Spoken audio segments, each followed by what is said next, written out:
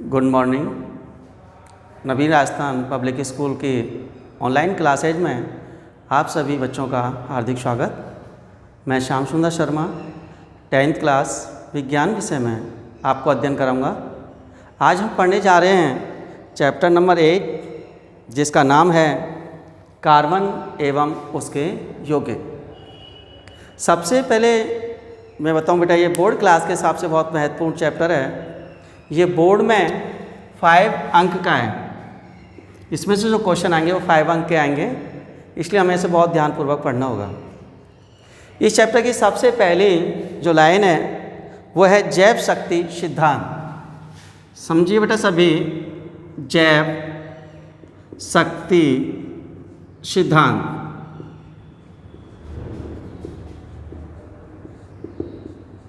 प्राचीन तो सबसे पहले हम जैव शक्ति सिद्धांत के बारे में पढ़ेंगे। तो इसमें प्राचीन काल में ऐसा कहना था सभी साइंटिस्ट का कि जो कार्बनिक यौगिक हैं वो केवल जीवधारियों के द्वारा ही निर्मित किए जाते हैं। अर्थात इसका अर्थ ये हुआ कि हम कार्बनिक यौगिकों का प्रयोगशालाओं में किसी भी प्रकार से निर्माण नहीं कर सकते। ये कहने वाले कौन थे? जैव शक्ति सिद्धांत वाले। ये सिद्धांत दिया था बर्जीलियस ने। इस सिद्धांत को देने वाले थे एक साइंटिस्ट जिनका नाम है बर्जीलियस। बर्जीलियस। जैव शक्ति सिद्धांत बर्जीलियस के द्वारा दिया गया।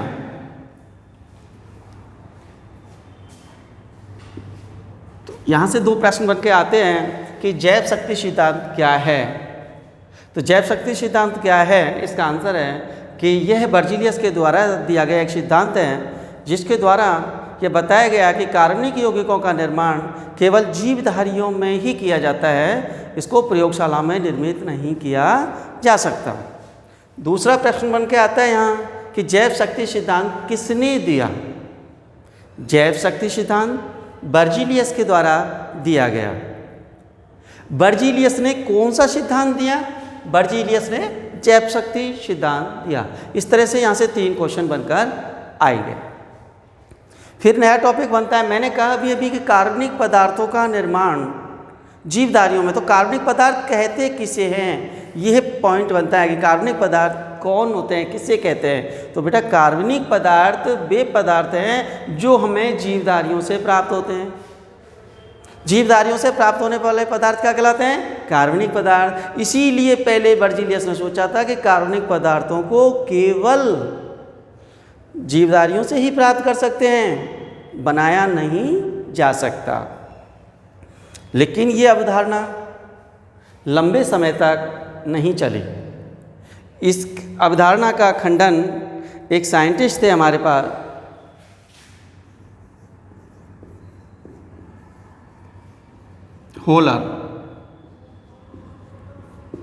होलर ने बताया हमारे लिए कि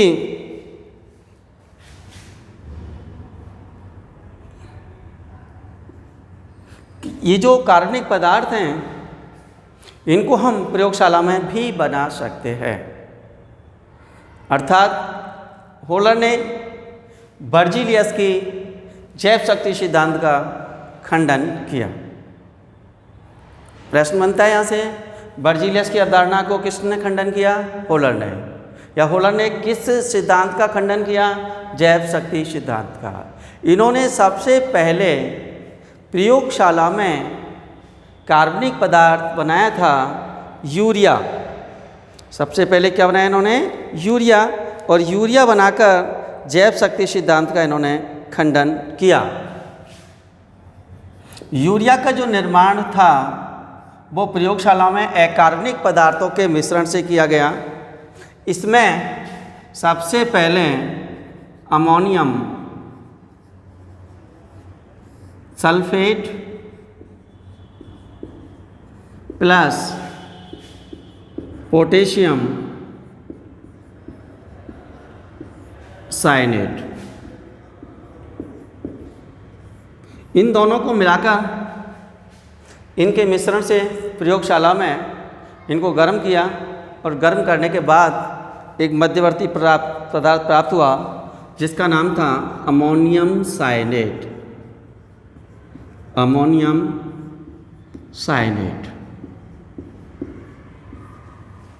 इस अमोनियम साइनेट जो मध्यवर्ती उत्पाद है यह अस्थायी होता है। इस पदार्थ को प्रयोगशाला में जब पुनः गर्म करते हैं तो इसके गर्म करने से अमोनियम साइनेट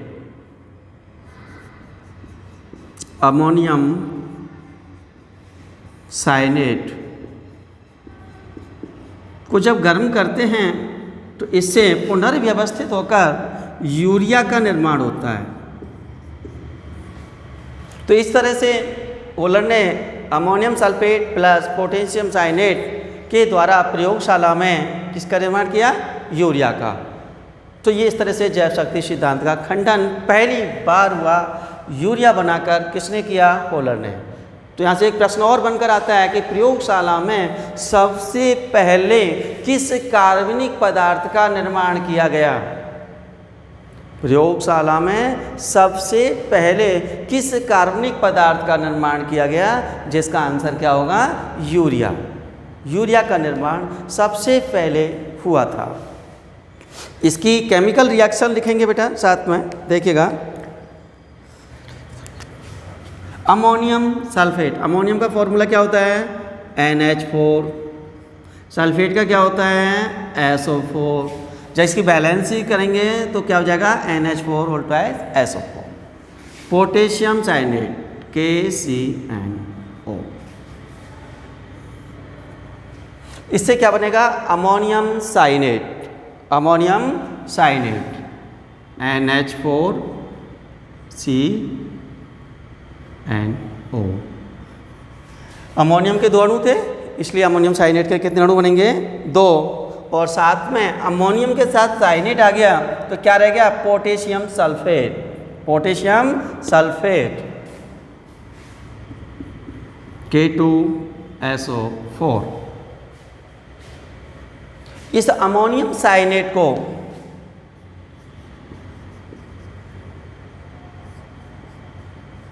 जब गर्म किया तो क्या बनेगा बेटा? Urea NH2CO NH2।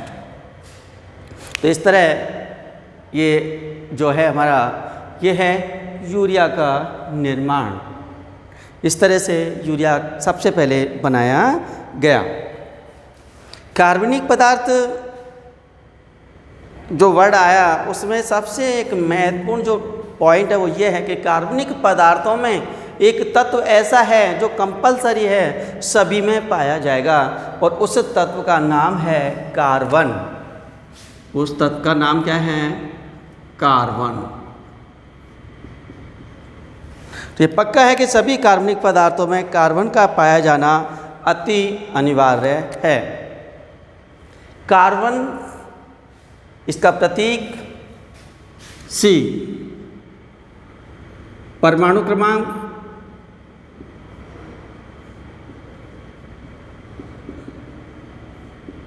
6। आवर्त सारणी में इसका परमाणु क्रमांक क्या है? 6। इसका इलेक्ट्रॉनिक विन्यास जो है, इलेक्ट्रॉनिक विन्यास है इसका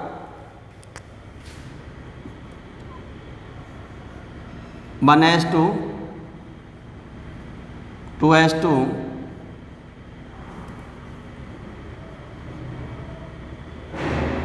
2p2।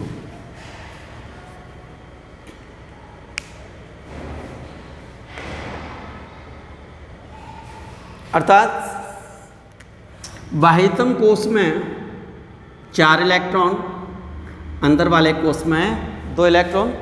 तो अंदर वाला कोष तो पूरी तरह से भर चुका है, बाहरी वाला जो है उसमें 4 है। इसका मतलब ये जो कार्बन तत्व है वो किसी अन्य 4 कार्बन परमाणु या अन्य परमाणुओं के साथ बंध बनाने की प्रवृत्ति रखता है। इसीलिए कार्बन एकल बंध भी बनाता है, डबल बंध भी बनाता है और त्रिबंध का भी निर्माण करता है। ये है एकल बंध,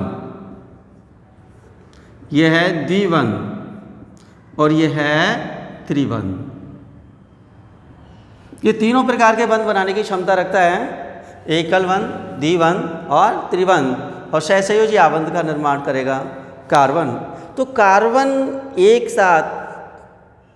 के साथ भी संयोग कर सकता है, 2 के साथ भी कर सकता है, 3 के साथ भी कर सकता है और 4 के साथ भी कर सकता है। अर्थात इसमें एक से अधिक बॉन्डिंग बनाने की क्षमता होती है, एक से अधिक तत्वों के साथ एक साथ बॉन्डिंग बनाने की क्षमता है, इसीलिए एक लंबी श्रृंखला का निर्माण कर लेता है, एक लंबी चैन का निर्माण कर लेता है, इसीलिए इसको कहते हैं श्रृंखलन अभिक्रिया।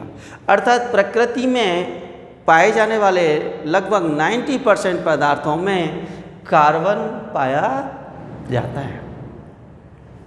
हम लोग इससे एक धारणा विकसित हो जाती है हम लोगों में कि जो भी काली चीज़ें हैं उन काली चीज़ों में कार्बन पाया जाता है। यहाँ तक हम बिल्कुल सही हैं कि प्रत्येक काली चीज़ में कार्बन पाया जाएगा, ये कंपलसरी है। लेकिन एक गलत अवधारणा भी आ जाती है कुछ लोगों के कि कार्बन की बनी प्रत्येक चीज़ ही काली होती है। यह कंपलसरी नहीं है। काली वस्तु में कार्बन पाया जाता है, यह आवश्यक है, लेकिन कार्बन की बनी प्रत्येक वस्तु काली हो यह आवश्यक नहीं है। जैसे शक्कर, इसका फॉर्मूला होता है C6H12O6। कार्बन है लेकिन इसका कलर काला नहीं होता। जैसे शक्कर है, शक्कर क्या होता है बेटे, कार्बोहाइड्रेट एक ग्रुप है? अब उसमें ग्लूकोज, फ्रक्टोज, माल्टोज, किसी भी प्रकार की शर्करा हो सकती है। तो मैंने एक नॉर्मल नाम लिया है शक्कर, जो एक ग्रुप का नाम है और जिसको अपन रिप्रेजेंट कर सकते हैं C6H12O6। तो आपने क्या देखा कि इसमें कार्बन है, कोई भी शर्करा हो, किसी भी प्रकार की शर्करा हो, सब में कार्बन पाया जाएगा। लेकिन शर्करा का कलर कैसा होता है? एकदम वाइट, ब्लैक नहीं होता। दूसरी बात, हीरा, डायमंड जो ज्वेलरी में काम आता है, वो प्योर कार्बन का बना होता है, फिर भी कैसा होता है? ट्रांसपेरेंट होता है, यानी पारदर्शी होता है, ब्लैक नहीं होता। तो हम कह सकते हैं कि कार्बन से बनी प्रत्येक वस्तु काली हो यह कंपलसरी नहीं है।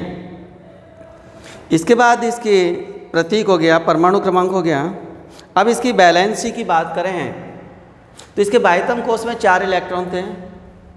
एक अष्टक का सिद्धांत है, अष्टक के सिद्धांत के अनुसार प्रत्येक तत्व प्रकृति में स्थायी अवस्था में रहना चाहता है तो उसके लिए कंडीशन होती है कि उसके बाह्यतम कोश में 8 इलेक्ट्रॉन होना कंपलसरी है। अगर 8 इलेक्ट्रॉन हैं तो वो तत्व आराम से प्रकृति में स्थायी अवस्था में पाया जाएगा।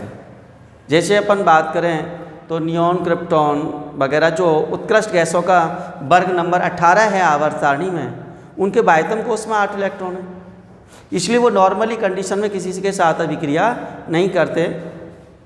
तो इसमें हमने देखा कि इसके पास 4 हैं।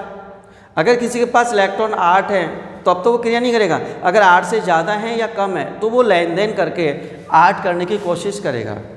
इसके पास 4 इलेक्ट्रॉन है तो ये देगा भी नहीं क्योंकि इसके पास 50% है, वो इसको भी नहीं देगा क्योंकि इसके पास मात्र 50 रहा है। तो इस कंडीशन में ये क्या करेगा? अन्य 4 के साथ सहसंयोजी आबंध बनाने की कोशिश करेगा जिससे इसके बाह्यतम कोश में 8 इलेक्ट्रॉन हो सके। कार्बन एक समचतुष्फलकीय संरचना में व्यवस्थित रहता है। समचतुष्फलकीय, समचतुष्फलक।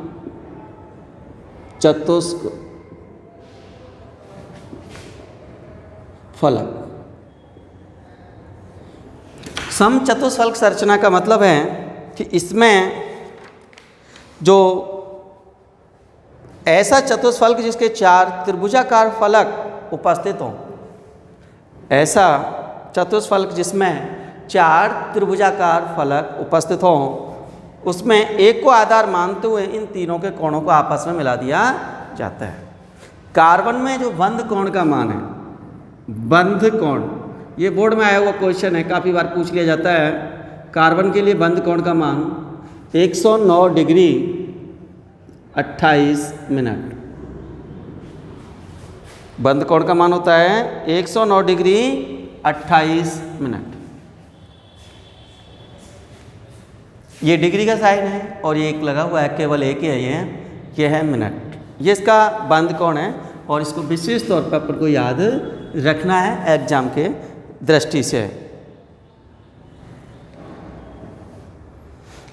कार्बन से बनते हैं हाइड्रोकार्बन।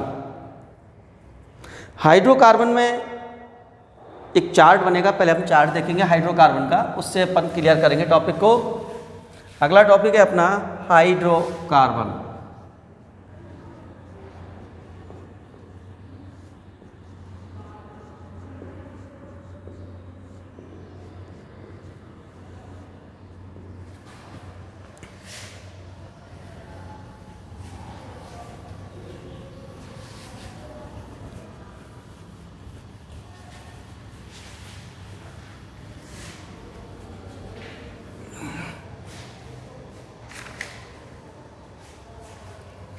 देखिए हाइड्रोजन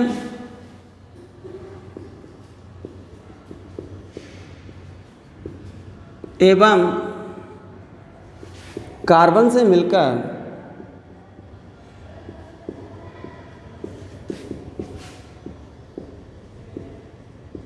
बनने वाले यौगिक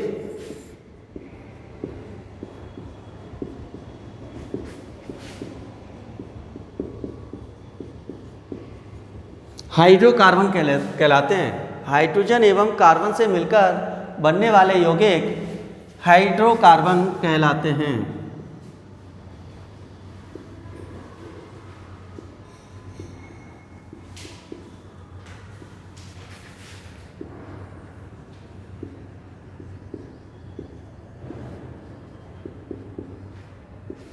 इस डेफिनेशन से क्लियर हो रहा है कि इसमें केवल हाइड्रोजन एवं कार्बन ही मिलना चाहिए और केवल इन दोनों से ही इस कंपाउंड का निर्माण होगा और उस कंपाउंड को कहेंगे हाइड्रोकार्बन। तो इसको हाइड्रोकार्बन को एक निश्चित उसमें बांटा गया है। तो देखिएगा किस तरह से है चार्ट अपना।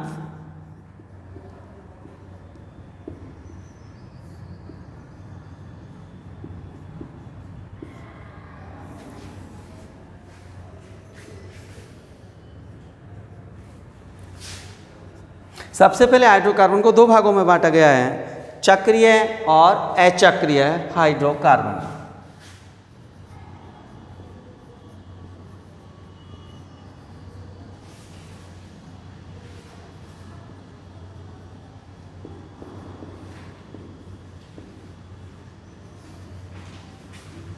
और यह जाएगा चक्रीय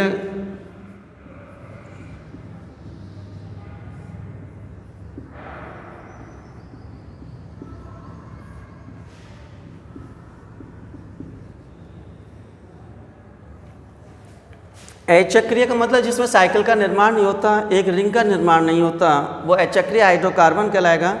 और चक्रीय हाइड्रोकार्बन का मतलब होता है जिसमें एक रिंग एक चेन का निर्माण होता है, वो चक्रीय हाइड्रोकार्बन कहलाता है। अचक्रीय हाइड्रोकार्बन को फिर दो भागों में बांटा जाता है।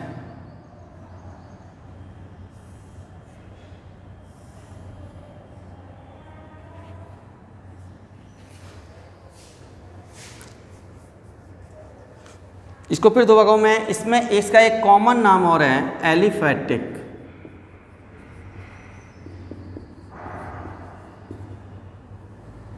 इसका एक कॉमन नाम है एलिफेटिक हाइड्रोकार्बन। बॉन्ड के आधार पर अचक्रीय को दो भागों में, पहला है एल्केन,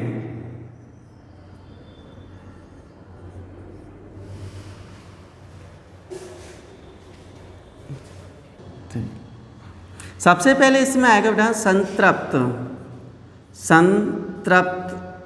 हाइड्रोकार्बन।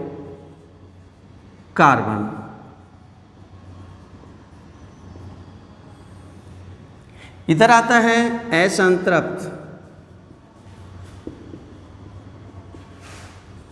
हाइड्रोकार्बन।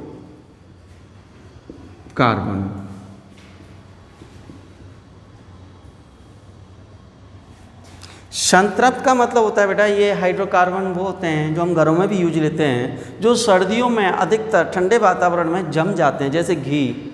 आप लोगों ने देखा होगा घर में घी जम जाता है। इसमें कार्बन कार्बन के मध्य जो है एकल बंध पाया जाता है, कार्बन कार्बन के मध्य एकल बंध पाया जाता है। लेकिन असंतृप्त हाइड्रोकार्बन में कार्बन कार्बन के मध्य डबल बॉन्ड या ट्रिपल बॉन्ड यानी द्विबंध या त्रिबंध पाया जाता है। इस आधार पर इसको फिर पुनः दो भागों में बांटा जाता है। इसका एग्जाम्पल है संतृप्त का एल्केन, जबकि इसका एग्जाम्पल होगा डबल बॉन्ड और इधर आ जाएगा त्रिबंध वाले।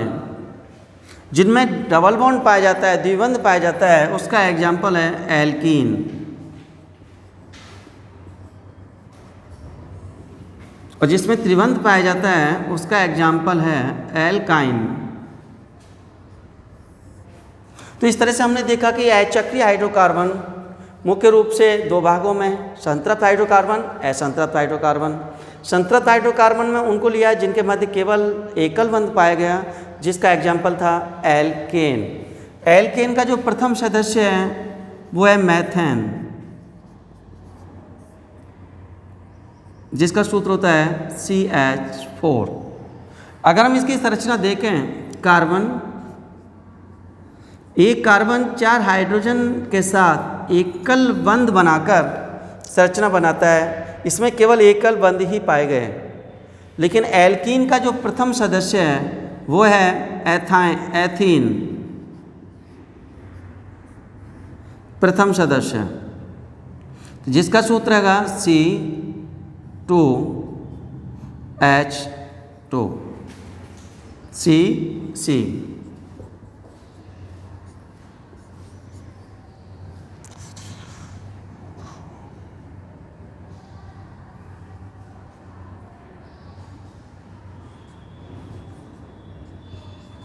तो इस तरह से आपने क्या देखा कि एकल बॉन्ड के साथ हाइड्रोजन जुड़ा है, लेकिन कार्बन कार्बन के बीच जो है वो कौन सा बॉन्ड है? Double bond.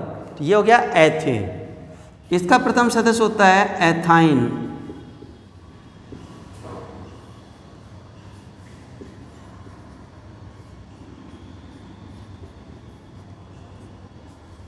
इसमें कार्बन कार्बन के मध्य त्रिबंध पाया गया।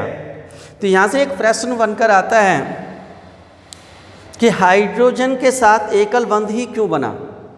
जबकि कार्बन कार्बन के बाद डबल बॉन्ड भी है, त्रिबंध बंध भी है, एकल बंध भी है, लेकिन हाइड्रोजन के साथ एकल बंध क्यों बनता है? इसके पीछे एक रीजन है बेटा, क्योंकि हाइड्रोजन का जो परमाणु क्रमांक है वो क्या है? 1। तो केवल इसमें एक ही कोष पाया जाएगा और फर्स्ट कोष में अधिकतम इलेक्ट्रॉन आ सकते हैं 2 और इसके पास कितने हैं? 1। तो कितने की रिक्वायरमेंट रहेगी? इसको 1 की रिक्वायरमेंट रहेगी और 1 की रिक्वायरमेंट रहेगी, इसलिए कभी भी ये 1 के साथ ही बंध बनाएगा। 1 से ज़्यादा बंध बनाने की क्षमता हाइड्रोजन में नहीं पाई जाती। इसलिए हाइड्रोजन के जितने भी बंध होंगे एकल बंध होंगे, डबल बॉन्ड या ट्रिपल बॉन्ड केवल व केवल कार्बन कार्बन के मध्य बनेगा।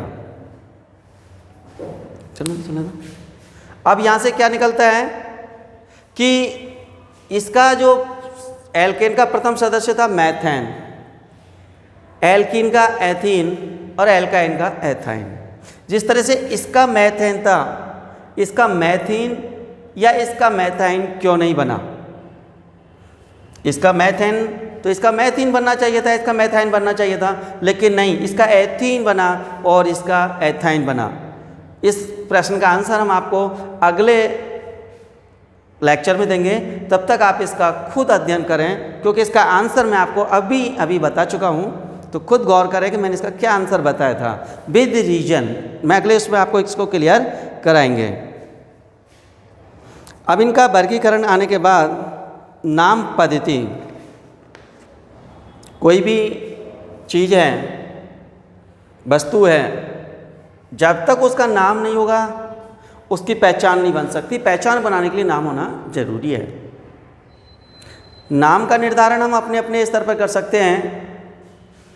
एक लोकल नाम भी होते हैं, जैसे आप लोग राजस्थानी में प्याज को कांदा बोलते हैं, लेकिन ये ज़रूरी नहीं है कि अमेरिका में जाओगे तो इसको कांदे के नाम से पहचान लिया जाए, क्योंकि ये आपका पर्टिकुलर राजस्थान का नाम है, जिसे अपनी एक साधारण भाषा में तो लोकल नेम बोल सकते हैं, स्थानीय नाम बोल सकते हैं, लेकिन विज्ञान की भाषा में अगर इसको अपन बोलें तो इसका नाम होता है रूढ़ पद्धति।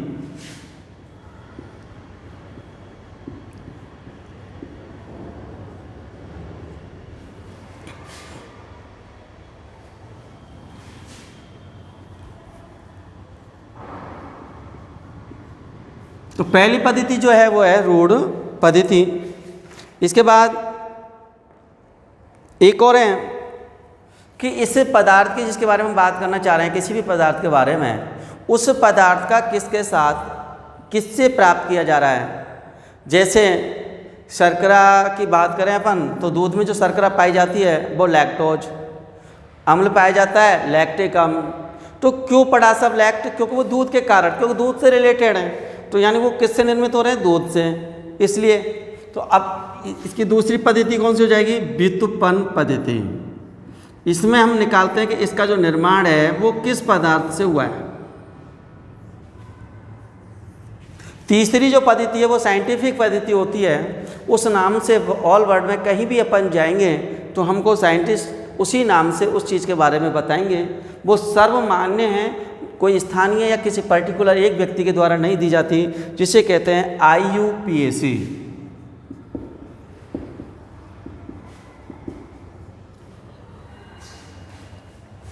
जिसका फुल फॉर्म है international union of pure and applied chemistry. International union and applied chemistry, ये पद्धति एक सर्वमान्य पद्धति है जो हम सबको आनी भी चाहिए, और एग्जाम में जो क्वेश्चन आता है वो IUPAC पद्धति में से मैक्सिमम आता है। तो मैं सबसे पहले रूट पद्धति, व्युत्पन्न पद्धति और IUPAC पद्धति के बारे में अभी मैं आपको नेक्स्ट लेक्चर जो अपना होगा उसमें इनकी व्याख्या विद डायग्राम आपको कराई जाएगी। इससे पहले आप आज का होमवर्क लिखिएगा सभी बच्चे कि आपको क्या होमवर्क करना है।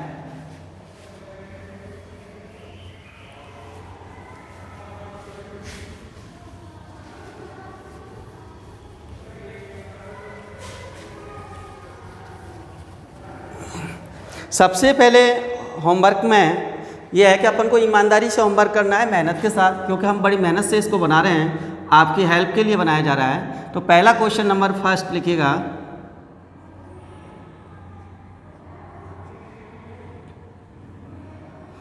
कार्बन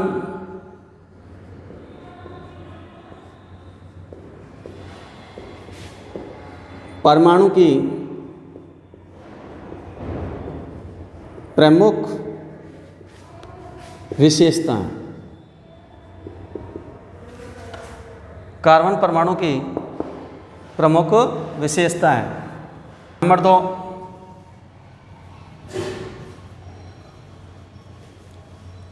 एल्केन का प्रथम सदस्य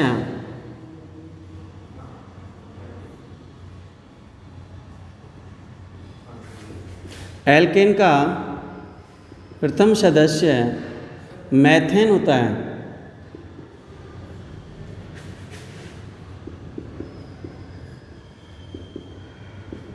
जबकि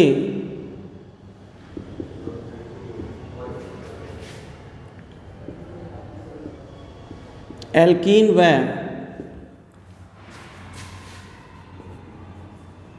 एल्काइन का प्रथम सदस्य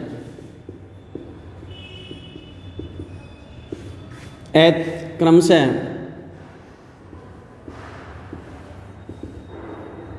एथीन, एथाइन होता है। क्यों?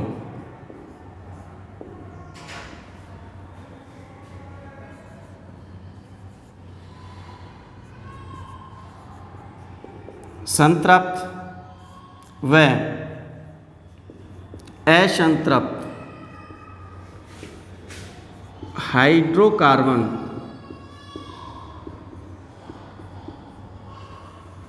में अंतर बताइए।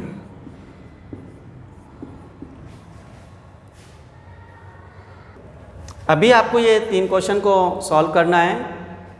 इनका आंसर मैं अपने नेक्स्ट लेक्चर में बताऊंगा। ईमानदारी से करना, मेहनत के साथ। Thank you.